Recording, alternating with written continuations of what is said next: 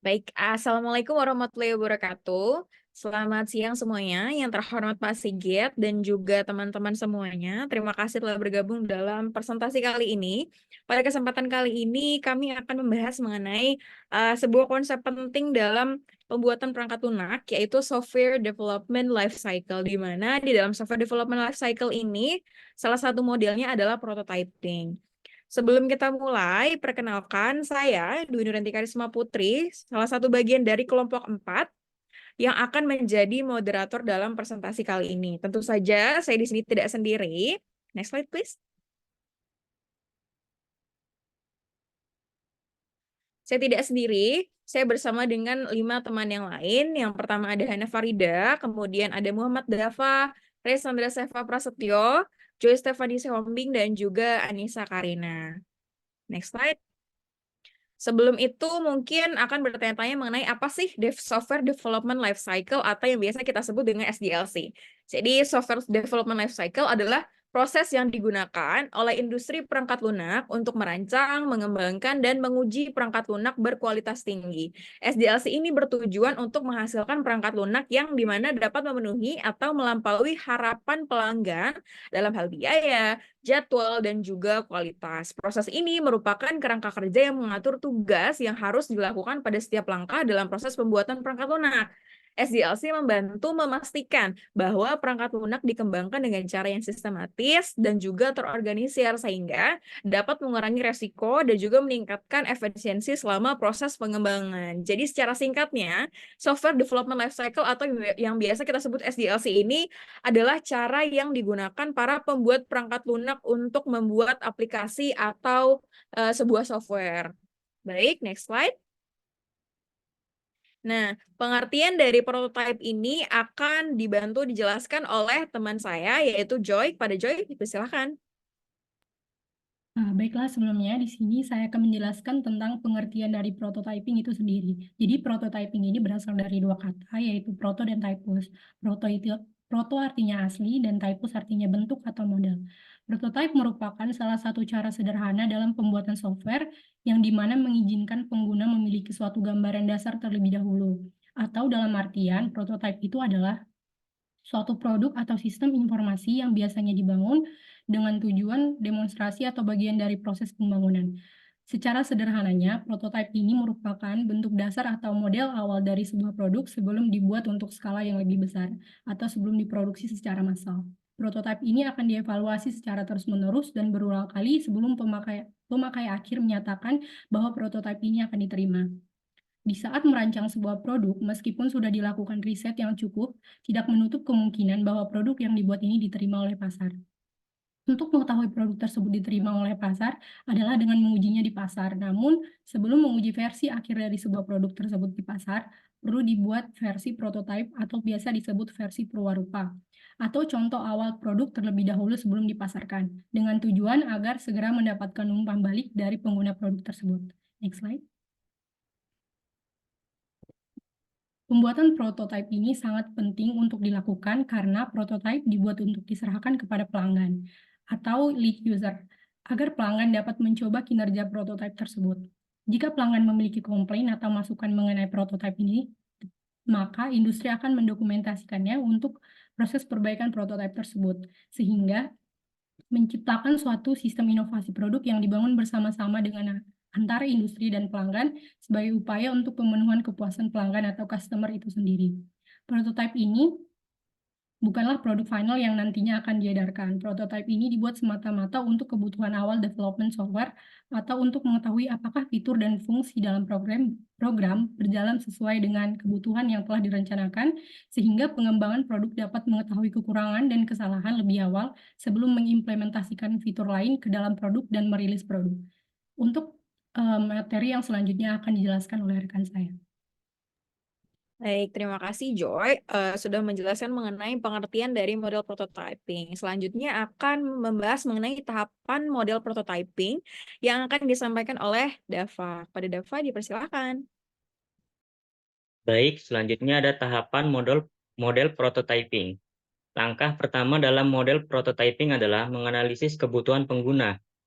Ini melibatkan memahami apa yang ingin dicapai pengguna dengan sistem perangkat lunak dan bagaimana mereka ingin menggunakannya.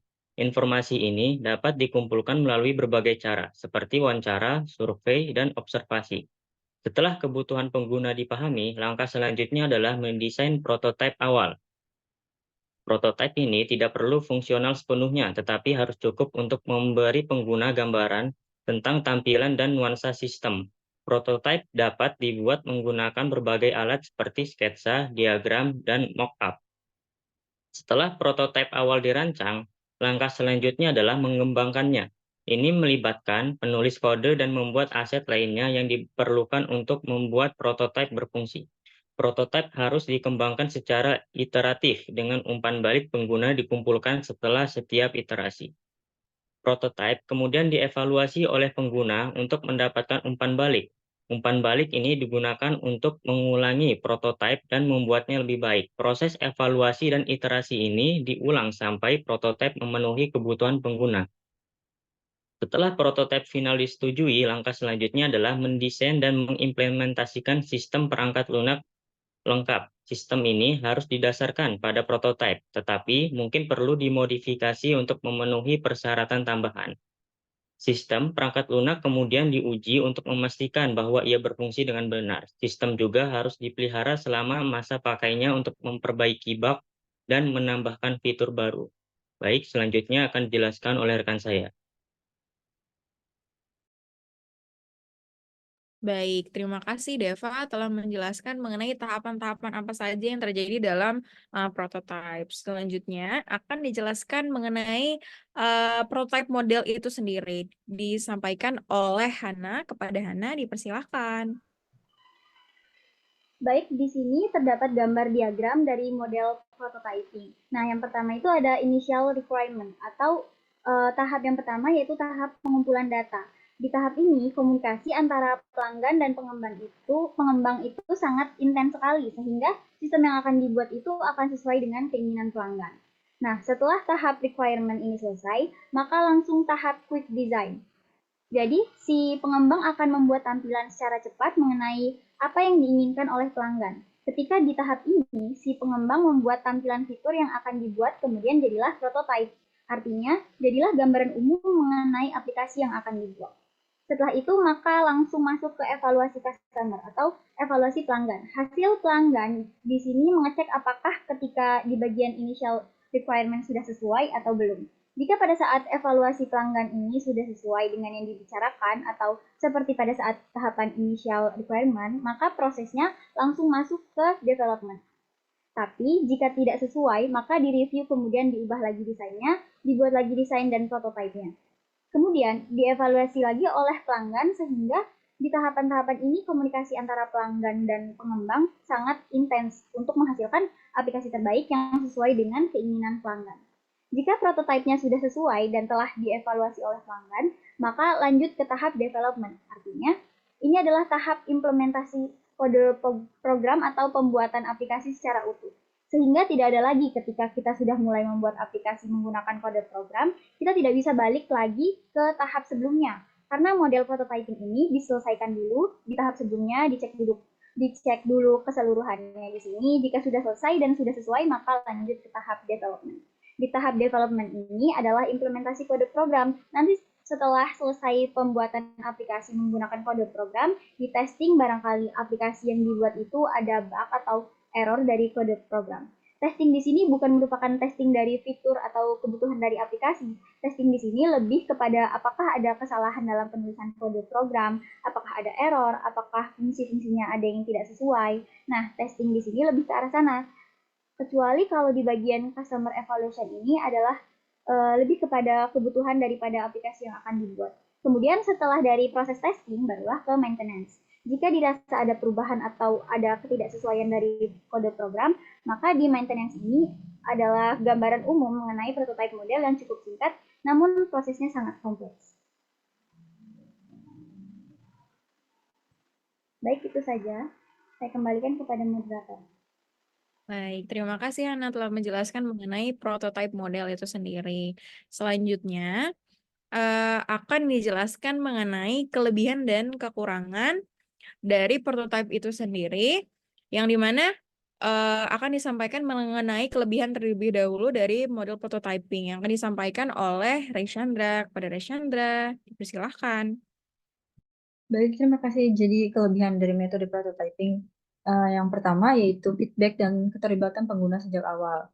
Prototype itu memberikan pengguna representasi nyata dari fungsionalitas sistem pada tahap awal, seperti yang sudah dijelaskan oleh teman-teman saya sebelumnya, sehingga hal ini memungkinkan mereka untuk berinteraksi dengan prototype, mengidentifikasi area yang perlu ditingkatkan, dan memberikan feedback yang berharga pula.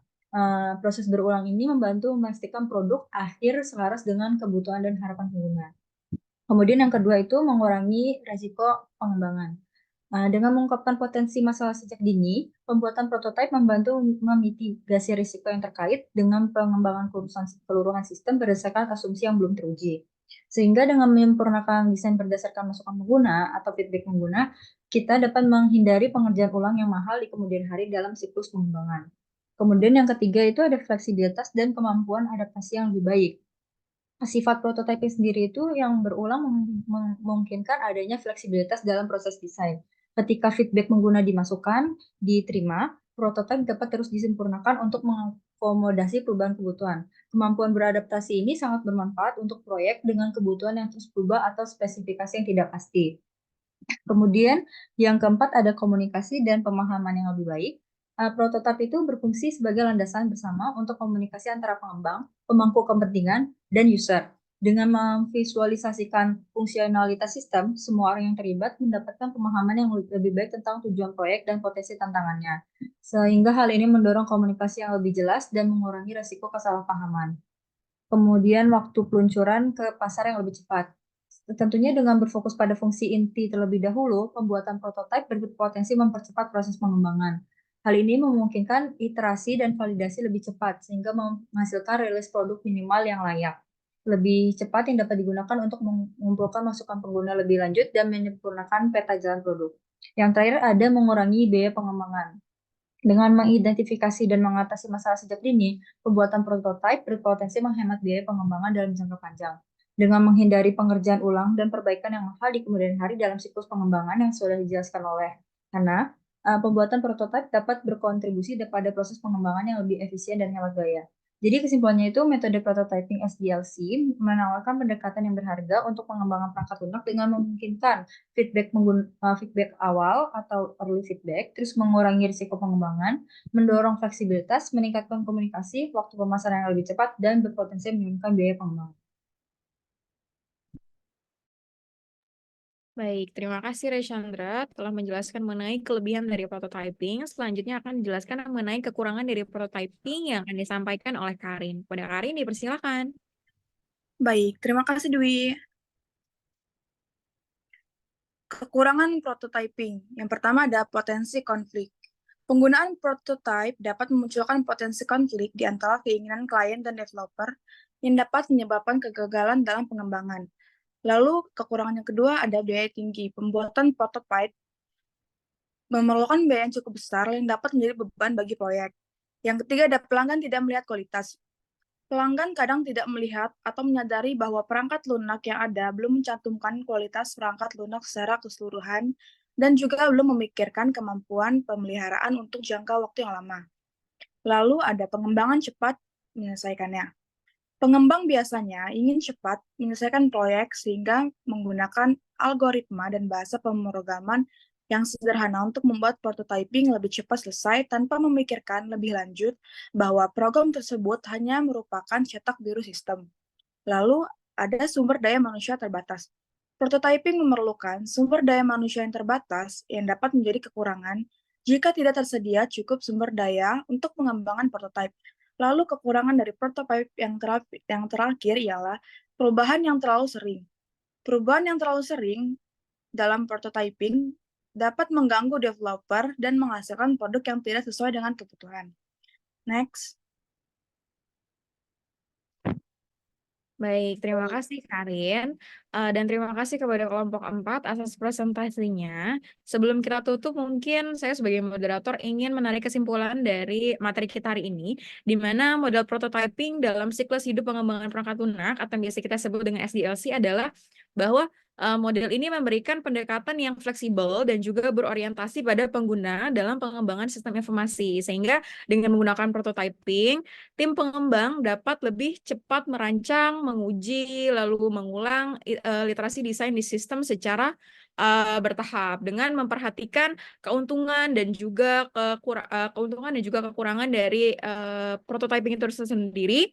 Model prototyping juga dapat menjadi pilihan yang menarik dalam hal pengembangan sistem informasi, terutama untuk berbagai proyek yang kompleks dan memerlukan keterlibatan pengguna yang intensif. Baik, untuk mengakhiri sesi presentasi kita hari ini, terima kasih kepada yang telah mendengarkan. Semoga presentasi kita kali ini dapat memberikan insight yang baik dan pengetahuan yang baru bagi siapapun yang mendengarkan. Saya akhiri. Wassalamualaikum warahmatullahi wabarakatuh. Waalaikumsalam warahmatullahi wabarakatuh. Waalaikumsalam.